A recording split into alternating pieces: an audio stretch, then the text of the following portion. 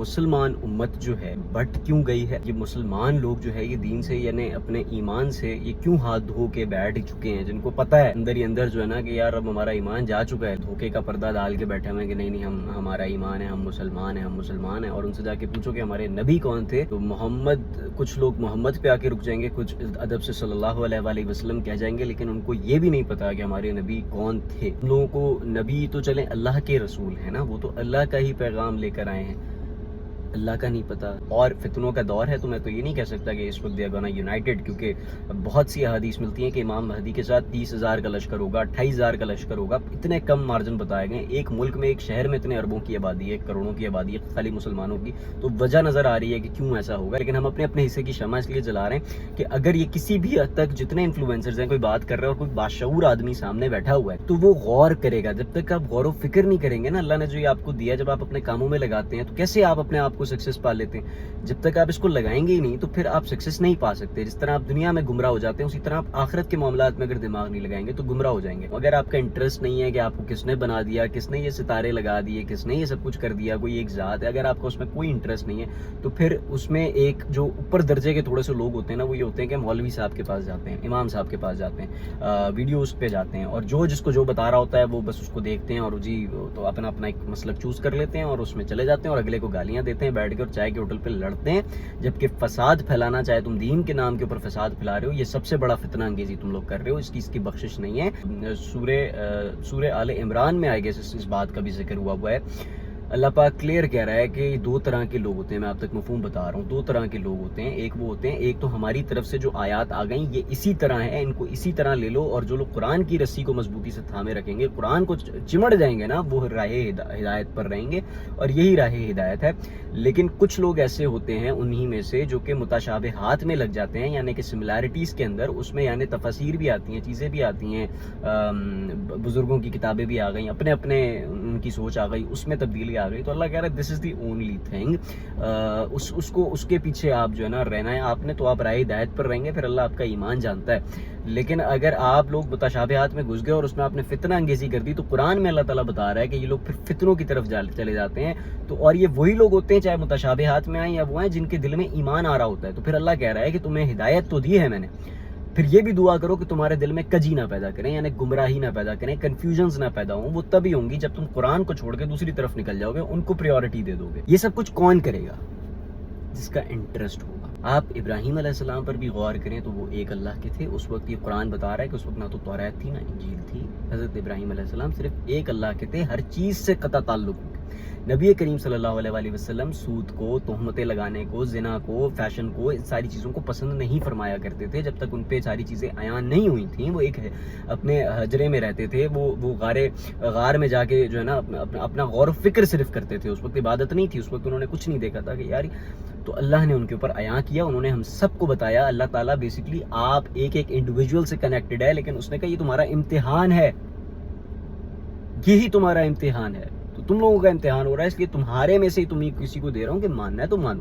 اور ایک concept of God ایک نیچرلی انسان کے اندر ہے کہ آپ کو، میں ایک مثال اکثر کسی کو سمجھاتا ہوں تو میں اس طرح بتاتا ہوں کہ اگر آپ نے اللہ کو سمجھنا ہے تو اب انسان کو نا یہ اللہ ہی کہتا ہے کہ اس کی عقل کے مطابق سمجھاؤ. تو میں آپ لوگوں کو آپ ہی کی مثال سے سمجھا دیتا ہوں، اللہ کمی بیشی معاف کرے. ذرا سوچیں کہ آپ ایک جگہ اوپر ہیں اور آپ نے کچھ مخلوقات پیدا کی ہیں، آپ کی ایک کریشن ہے نا، انسانوں کی کریشنز اے آئی ہیں، اللہ کے فضل سے ہی ہیں لیکن ہیں.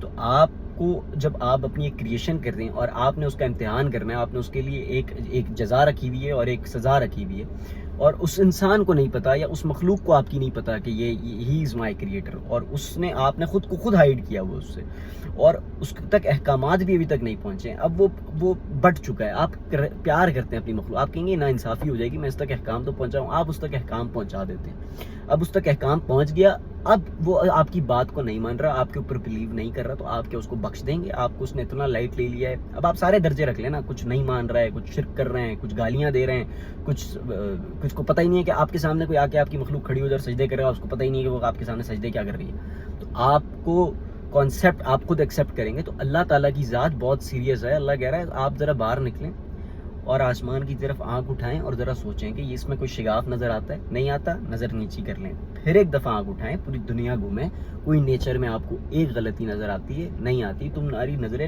ناکام، تھک کر لوٹ کر واپس آ جائیں گی، تم نہیں ڈھونڈ پاؤ گے. لیکن ڈھونڈو، کوشش کرو، یہ اللہ کہہ رہا ہے، دیکھ لو، پھر تمہارا ایمان اور مضبوط ہوگا. لیکن ہم اللہ والوں نے ایک دفعہ یہ کام بھی کرنے کی کوشش نہیں کی. اس میں تو کوئی حرام نہیں ہے نا، اللہ خود کہہ رہا ہے کر کے دیکھ لو بھائی، تمہارا ایمان مضبوط ہوگا، تم کر لو. کیوں؟ کیونکہ ہم لوگوں کو انٹرسٹ ہی نہیں ہے. انٹل اینڈ انلیس آپ کو یہ انٹرسٹ نہیں ہے کہ آپ سمجھتے ہیں کہ آپ کو کسی نے ایسے ہی بنا دیا اور تو پھر ایسے ہی ہو گیا، تو پھر ایسے ہی جہنم میں چلے جانا بھائی. اگر آپ لوگ ایسے ہی نہیں آ گئے اور آپ لوگوں کو بھیج دیا گیا اور کوئی مقصد ہے دنیا کے اندر، تو آپ ذرا سوچیں تو صحیح، ذرا دماغ تو لگائیں. دنیا میں اتنی نیچرز ہیں، آپ کو چیزیں سمجھ میں آ جائیں گی. آپ کو یہ سمجھ میں آ جائے گا کہ یہ جو دنیا میں لگا رہا ہوں، اتنا ٹائم اس پہ میں برباد کر رہا ہوں، میں پاگل ہوں، اپنا ذہن یہاں برباد کر رہا ہوں، میں ادھر کا نہ سوچوں. دین مشکل نہیں ہے، دین پر یقین سب سے مشکل ہے. میں آپ کو سچی بات بتا رہا ہوں. اور اس وقت سب کو یہ لگتا ہے کہ ان کا یقین بہت آسان ہے، یقین پہ وہ چل رہے ہیں، اور دین بہت مشکل ہے. اللہ کہہ رہا ہے لینا ہے تو پورا لو، نہیں تو دفع ہو جاؤ. جس کو یقین ہے کہ میرے پاس آخرت ہے، مجھے جنت ملے گی، میں ان چیزوں پر چلوں گا، میں کسی کا حق نہیں کھاؤں گا، میں اپنے اعمال کے درست رکھوں گا، میں زنا نہیں کروں گا، میں شراب نہیں پیوں گا، مجھے اللہ تعالیٰ نے جس برائی سے روکا میں اس سے رکوں گا، میں حق اور باطل میں فرق کروں گا. جس کو یقین ہے وہ پاگل ہے، یہ کرے گا. مطلب ایک آدمی جس کو یقین ہے کہ اس کو یہاں 1 لاکھ روپے کی تنخواہ مل رہی ہے، اور میں اس کو بولوں، اور اس کو پتا ہے کہ ابھی 1 لاکھ کی تنخواہ 2 لاکھ ہو جائے گی، اور میں اس کو بولوں جان تو ادھر آ جا، یہاں سے تو کما لے گا، میں تجھے بتا رہا ہوں، اور اس کو میری طرف بات پہ یقین ہی نہیں ہے. میں اس کو کہہ رہا ہوں دوست تو 5 لاکھ روپے کما لے گا، تو سیکھ لے. چونکہ اس کو یقین ہی نہیں ہے، وہ بولے گا ہاں کما تو لوگے، تمہاری بات تو صحیح ہے، بٹ کوائن کی ٹریڈنگ سے بندہ جو ہے نا اتنے پیسے تو کما لیے. وقار زکا نے بولا تو صحیح تھا، لیکن پرابلم ساری اتنی ہمارا یقین نہیں تھا. یقین تھا بھی اور یقین نہیں بھی تھا، تو ہم نے کہا ہم ادھر ہی 2 لاکھ پر چلتے ہیں. تو بیسکلی آپ نے یہی کیا. میں مسلمان امت کو اس وقت پوائنٹ کر رہا ہوں نا، انہوں نے تو یہی کیا، انہوں نے تو اور بڑا جرم کیا ہے. انہوں نے تو یہ کہا ہے کہ ہاں ٹھیک ہے، ہم منع نہیں کر رہے کہ بٹ کوائن فراڈ ہے، ہم مانتے ہیں کہ بٹ کوائن ہے پروفٹ، ہم کیوں رسک لیں؟ مطلب تمہیں اللہ کی بات اتنی رسکی لگ رہی ہے کہ اس کی جنت اور جہنم تم کو اتنی رسکی لگ رہی ہے کہ تم نے پریورٹی پہ اپنی چیزیں رکھی ہوئی. تو آپ کو اپنا یقین سب سے پہلے امپورٹنٹ ہے. آپ کا جب یقین امپورٹنٹ ہوگا، آپ کو پتہ چل گیا کہ دوست یہاں 5 لاکھ روپے ملا، آپ سب کچھ چھوڑ کے ادھر محنت کریں گے کہ یہی کرنا ہے. تو کیوں کریں گے؟ آپ کو پتہ ہے کہ جب جنت اور جہنم ہونی ہے، اندر کے یقین پہ محنت کریں. وہ کیسے ہوگا؟ غور و فکر سے، سوچ کے. جب آپ سوچیں گے، جب آپ کی چیزیں سامنے آئیں گی، اللہ کی قسم آپ کے پاس 1 روپیہ بھی آپ کی اپنی مرضی سے نہیں آتا. اور جو کچھ اس وقت دنیا میں انسان کر رہا ہے، اولاد، پیار، محبت، گھومنا پھرنا، عیاشی، زینت و آرائش، آسائش، شادیاں، پیسہ، ہر چیز پیسہ، اللہ نے پہلے ہی قرآن میں 1400 سال پہلے بتا دیا، دیگر کتابوں میں بھی بتا دیا، اللہ کی ہی توراۃ، زبور، انجیل بتا دیا کہ یہ زینت و آرائش کی چیزیں ہیں. تم یہ دنیا آخرت میں یہ سب کچھ نہیں ہوگا. تم کدھر جا رہے ہو؟ آپ کو ایک اللہ نہیں سمجھ میں آ رہا، واحد. بیسکلی میں جو کہہ رہا ہوں کہ یہ آپ کے اپنے رکھے ہوئے نام ہیں ہندو. اللہ نے کہا ایک ہو کر آؤ میرے پاس، I am the only one. اور وہ فطرت کے اوپر اپنی پیدا کیا ہے. آپ کو پتہ ہے کہ حق اور باطل کیا ہے. آپ نے basically you are when you will face Noor جو کہ ایک ہی ہے، اور آپ بولیں گے کوئی معبود نہیں، کوئی الہ نہیں، کوئی معبود نہیں، کوئی کریٹر نہیں سوائے ایک کے، اسے اللہ ہے، وہ حی قیوم ہے، وہ الحی القیوم اس کا نام ہے. کیوں ہے؟ کیونکہ وہ کہہ رہا ہے میں ہمیشہ رہنے والا ہوں، ہمیشہ سے ہوں، ہمیشہ رہوں گا، الحی القیوم، کیونکہ میں سب کچھ تھامے ہوں. تو یہی نام ہوگا نا بھائی. بہت ایزی سا کانسیپٹ آپ کو بتا دیا ہے کہ آپ نے اس ایک کی طرف ہو جانا ہے، دا اونلی ون. حضرت ابو بکر رضی اللہ تعالیٰ عنہ کو، باقی صحابہ کو گالی دے کر آپ لوگ عذاب تو کما سکتے ہیں لیکن اجر نہیں کما سکتے، یہ میں آپ کو بتا دوں.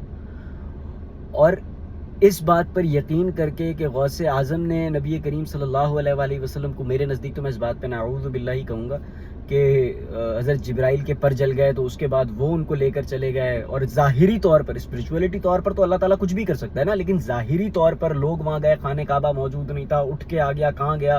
غوث اعظم کی. دیکھیں اسپرچولیٹی کے میں تو مان سکتا ہوں، کیا پتا خواب میں ان کو ہوا ہو، کیا پتا ان کے ساتھ، لیکن یہ کہنا کہ ظاہری طور پر لوگ وہاں گئے، خانہ کعبہ وہاں موجود نہیں تھا، دیکھو. اچھا میں تو اس بات پہ جا ہی نہیں رہا، میں تو یہ، کیونکہ میرا بنتا ہی نہیں، میں تو یہ کہہ رہا ہوں اس سے آپ کو اجر و ثواب ملے گا. مجھے صرف اتنا بتا دیں کہ اس سے آپ کو اجر و ثواب ملے گا. نہیں ملے گا. لیکن اگر یہ آپ کی منطق ہو گئی غلط تو آپ کے اوپر تو الٹا بہت بڑا بہتان اور ایسی ایسی فتنہ انگیزی کہ اللہ تعالیٰ ایسے ایسے عذاب میں مبتلا کرے گا کہ آپ صلی اللہ علیہ وسلم کہیں گے کہ آنے دو اس کو. فرشتے کہیں گے آپ اس کے پاس، یہ آپ کے پاس نہیں آ سکتا. کیوں؟ کیونکہ اس نے آپ کے دین میں چینجز کر دی. آپ صلی اللہ علیہ وسلم کیا بولیں گے؟ بولیں گے دفع کر دو اس کو یہاں سے. انڈیویجولی اپنے اپنے اعمال کو دیکھیں کہ میں کیا کر رہا ہوں، چھوڑ دیں پوری دنیا کو. اور جب آپ یہ کریں گے، اللہ کی قسم پہلے ہی بتا دیتا ہوں، تبلیغ کریں گے تو گالیاں پڑیں گی، لیکن تبلیغ سے پہلے بتا دیتا ہوں، جب آپ یہ کریں گے اللہ کی قسم کھا کے بتا رہا ہوں آپ کو، ہر ٹیبل پہ ہر بندے کا اپنا الگ خدا نظر آئے گا آپ کو کہ بس چھٹی پھٹی پڑ گئی ہے ادھر. اللہ اس فتنہ انگیزی کے دور میں اللہم احینی ما کانت الحیات خیر لی وتوفنی اذا کانت الوفات خیر لی. یا اللہ مجھے زندگی دے دے کہ جب تک میرے لیے زندگی بہتر ہے، اور مجھے موت دے دے کہ جب میرے لیے موت بہتر ہے. اللہم انی اسألک حسن الخاتمہ. یا اللہ میرا خاتمہ خیر والا فرمائیے گا، حسن والا، اچھا خاتمہ فرمائیے گا. یہ دعائیں کریں. اور ایک دعا تو لازمی آپ صلی اللہ علیہ وسلم سب سے زیادہ مانگتے تھے، وہ پڑھا کریں، یا مقلب القلوب ثبت قلبی علی دینک. اے دلوں کو پھیرنے والے، میرے دل کو اپنے دین پر ثابت رکھ. یہ دعا آپ جتنی مانگ سکتے ہیں مانگ لیں، یاد کر لیں. دس از ناٹ اے جوک.